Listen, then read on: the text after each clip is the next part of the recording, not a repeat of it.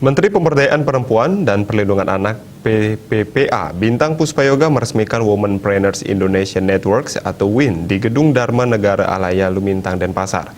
WIN memiliki tujuan kesetaraan dalam pengembangan sektor ekonomi perempuan. Peresmian berlangsung secara daring dan luring yang dihadiri secara daring Menteri Koperasi dan UKM RI Teten Masduki dan Kepala BKKBN RI Hasto Wardoyo. Hadir dalam kesempatan tersebut Wali Kota Denpasar Igusti Ngurah Jaya Negara Hermawan Kertajaya selaku incoming Chair International Council for Small Business Chairman and Co-founder Indonesia Council for Small Business, Chairman Asia Council for Small Business. Hadir pula Gubernur Bangka Belitung Ersaldi Rosman, Ketua Dekranasda Denpasar Nyonya Sagung Antari Jaya Negara, dan pimpinan OPD terkait Pemkot Denpasar. Dalam sambutannya, Jaya Negara berharap peresmian WIN ini dapat memberikan kemajuan ekonomi secara nasional dan daerah.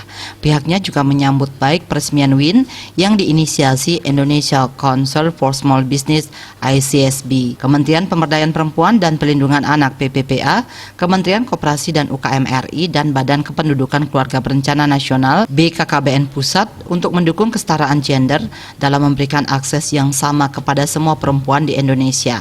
Menteri PPPA Bintang Puspayoga menyampaikan terbentuknya WIN ini dapat memberikan manfaat kepada perempuan Indonesia. Berbicara kesetaraan antara perempuan dan laki-laki yang telah diatur dalam undang-undang, konstitusi mengamanatkan persamaan hak asasi manusia tanpa terkecuali. Kesenjangan perempuan untuk arah pembangunan menjadi pekerjaan rumah bersama.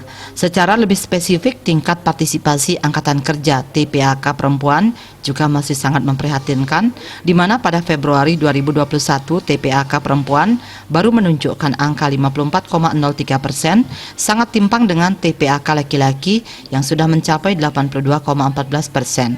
Perlu dipahami bahwa ketimpangan ini bukan disebabkan karena perempuan lemah ataupun tidak kompeten, melainkan akibat konstruksi sosial patriarki yang telah kuat mengakar selama berabad-abad yang membuat masyarakat memandang posisi perempuan lebih rendah dibandingkan laki-laki. Lebih lanjut dijelaskan dari jumlahnya saja berdasarkan hasil sensus 2020, perempuan mengisi hampir setengah dari populasi Indonesia.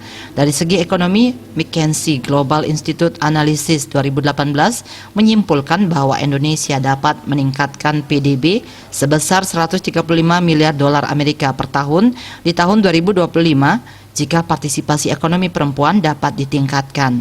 Bahkan berbagai publikasi menekankan bahwa partisipasi perempuan dalam pemulihan ekonomi dunia pasca pandemi merupakan hal yang esensial.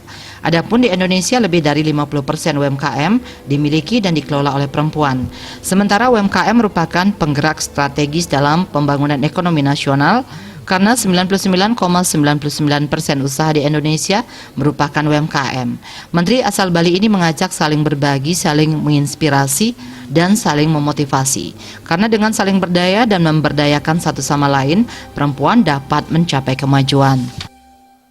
Namun pada kesempatan ini kami sampaikan, kami di Kementerian Pemberdayaan Perempuan dan Perlindungan Anak sendiri telah membangun berbagai kerjasama dengan para pemangku kepentingan terkait dengan pemberdayaan ekonomi perempuan, antara lain peningkatan kapasitas termasuk dalam literasi digital bagi perempuan pelaku usaha maupun perempuan rentan yang akan memulai usahanya. Diharapkan seluruh pihak lainnya yang hadir baik perempuan maupun laki-laki dapat menjadi agen pemberdayaan perempuan dan kesetaraan gender, dimulai dari hal terkecil di lingkungan terdekat sekalipun, baik itu dalam lingkungan keluarga, pertemanan, pekerjaan, maupun kehidupan bermasyarakat secara lebih luas. Artaya Bali TV.